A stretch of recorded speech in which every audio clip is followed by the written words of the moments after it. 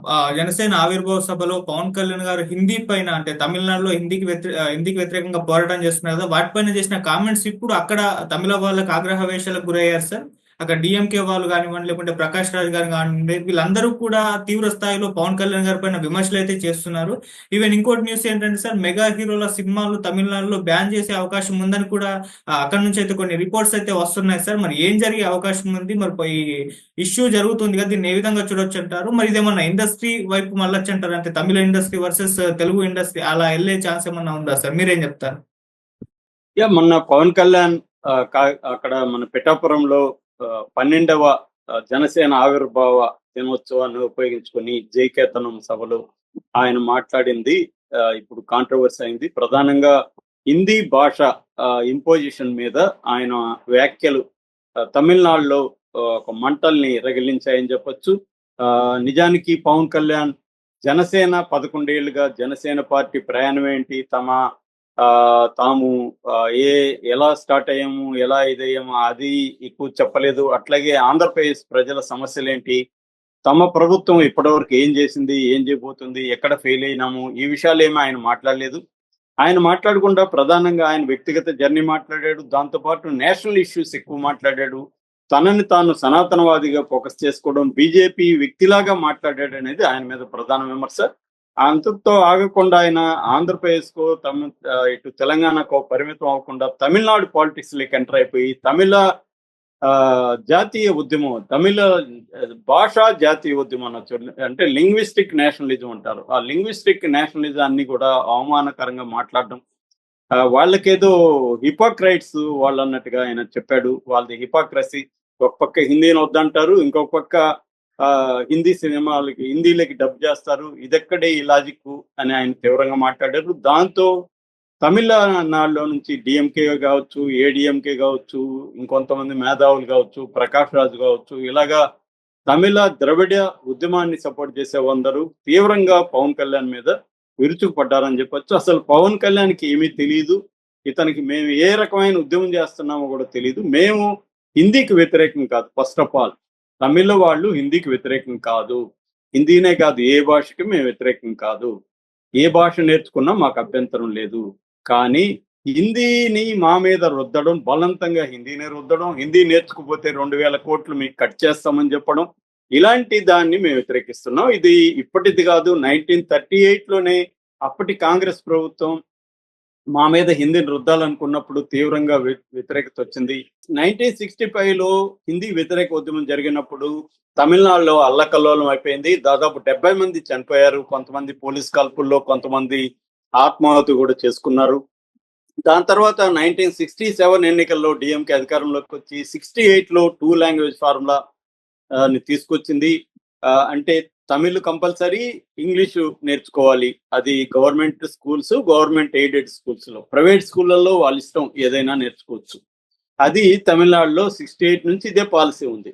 ఈ మధ్య ఏం చేస్తున్నారంటే 3 లాంగ్వేజ్ ఫార్ములా అని తీసుకొచ్చారు. నిజానికి తమిళ వాళ్ళు వ్యతిరేకించకపోతే హిందీ బలవంతంగా సౌత్ ఇండియా మీద రుద్దేవాళ్ళు సెంట్రల్ గవర్నమెంట్. కానీ తమిళ వాళ్ళు గట్టిగా వ్యతిరేకించడం ద్వారా హిందీ కంపల్సరీ కాదు, 3 లాంగ్వేజ్లు మాత్రం కంపల్సరీ. ఏదేమైనా ఒక మదర్ టంగ్, ఇంగ్లీషు, ఇంకేదైనా ఇండియన్ లాంగ్వేజ్ నేర్చుకోవచ్చు అనేది పెట్టింది సెంట్రల్ గవర్నమెంట్ న్యూ ఎడ్యుకేషన్ పాలసీలో భాగంగా 2020. సో ఇప్పుడు ఎందుకు వీళ్ళు వ్యతిరేకిస్తున్నారంటే కేంద్ర ప్రభుత్వం లో చాలా మంది, బీజేపీలో చాలా మంది హిందీని కంపల్సరీగా నేర్చుకోవాలి, లేకపోతే మేము 2,000 కోట్లు మీకు డబ్బులు ఇవ్వము, ఇలాగంతా మాట్లాడుతుంటే తమిళనాడులో వ్యతిరేకత వచ్చింది. హిందీనే మీరు కంపల్సరీగా ఎందుకు నేర్చుకోవాలి? 3 లాంగ్వేజ్ ఫార్ములా సౌత్ ఇండియాకే వర్తిస్తుందా? నార్త్ ఇండియాలో కూడా మీరు 3 లాంగ్వేజెస్ ఏం నేర్చుకుంటున్నారు?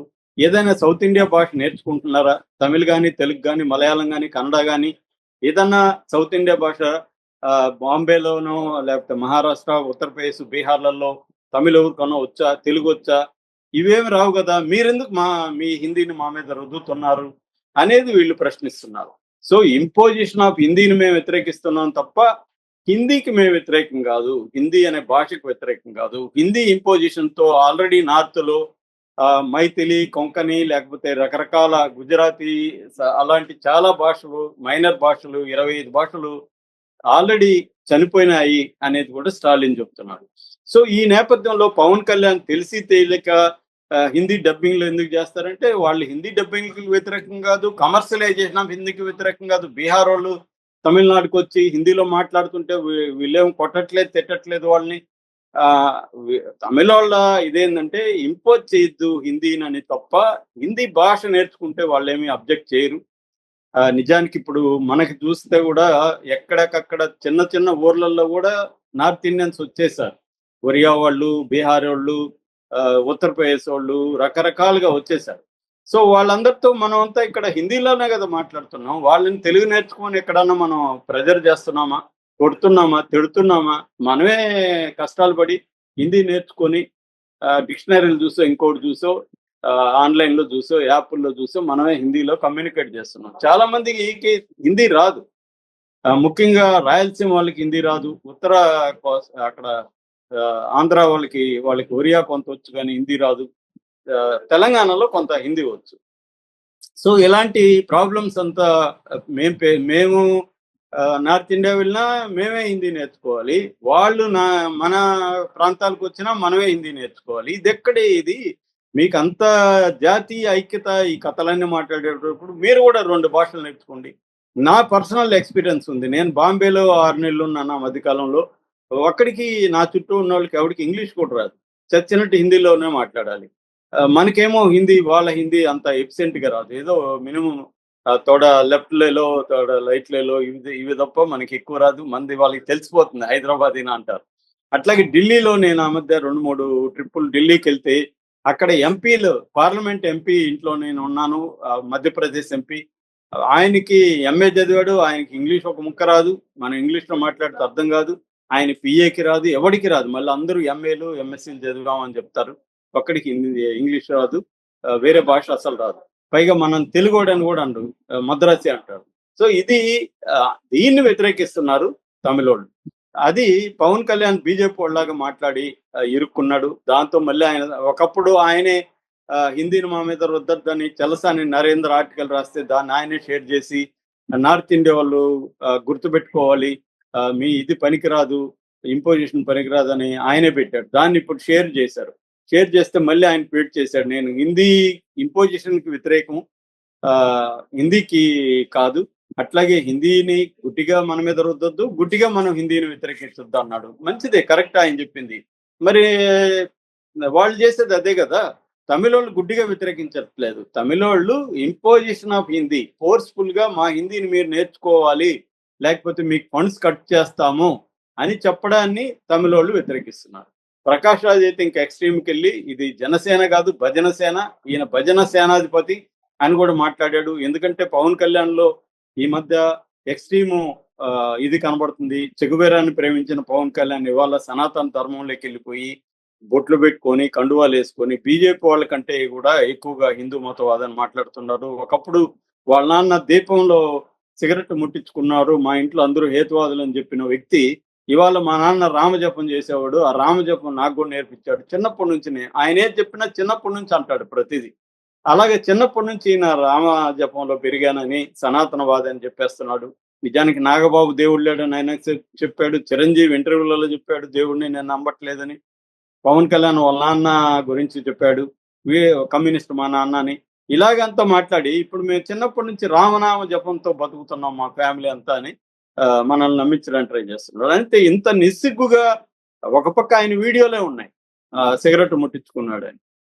మళ్ళీ వచ్చి ఇంకొక వీడియోలు, ఈ 2 వీడియోలు పెడితే అతను ఓసరవెల్లి కంటే కూడా ఎక్కువగా రంగులు మార్చుకుంటున్నాడు. అందరూ రాజకీయ నాయకులు ఇలాగే ఉన్నారు. పవన్ కళ్యాణ్ మనమేమి ఎక్స్పెక్ట్ చేయాల్సి, మళ్ళీ ఆయనకు కూడా ఎప్పటికీ అవసరాలని, రాజకీయ అవసరాలు, తన వ్యక్తిగత అవసరాలను బట్టి ఆయన మార్చుకుంటాడు. ఎప్పుడు కూడా పవన్ కళ్యాణ్ క్లారిటీ ఏంటంటే తనకు అధికారం రావాలనేది క్లారిటీ తప్ప, తాను సీఎం కావాలి, తన అధికారంలో భాగం కావాలి అనే క్లారిటీ తప్ప మిగతా వాటిల్లో ఆయనకు అనవసరం. ఆయన ఏది కావాలంటే అది మార్చుకోగలడు. మళ్ళీ కూడా రేపు పొద్దున ఆయన కమ్యూనిస్ట్ నేను అని అనకపోతే మనం ఆశ్చర్యం లేదు. ఎందుకంటే రేపు పొద్దున బీజేపీ అక్కడ ఓడిపోయి కాంగ్రెస్ అధికారంలోకి వచ్చి కాంగ్రెస్ ఇంకా అవసరం ఏర్పడితే అప్పుడు మళ్ళీ ప్లేట్ ప్రయాణం చేస్తాడు. సెక్యులరిస్ట్, నేను చిన్నప్పటి నుంచి మా ఇంట్లో సెక్యులర్ వాతావరణం ఉండేది, అన్ని మతాల వాళ్ళు, ముస్లింలు కూడా మా ఇంట్లో వచ్చి తినేసిపోయేవాళ్ళు. ఈ కథలు మళ్ళీ చెప్తారు ఆయన.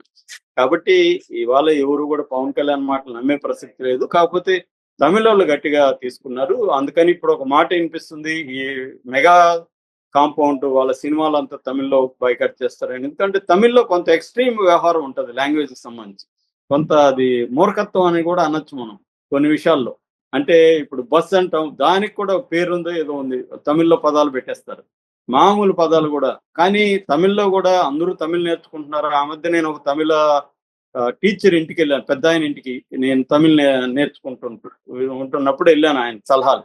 అక్కడ ఒక లెక్చరర్ వచ్చింది, వాళ్ళ ఎదురింటి ఆమె, వాళ్ళ బంధువు.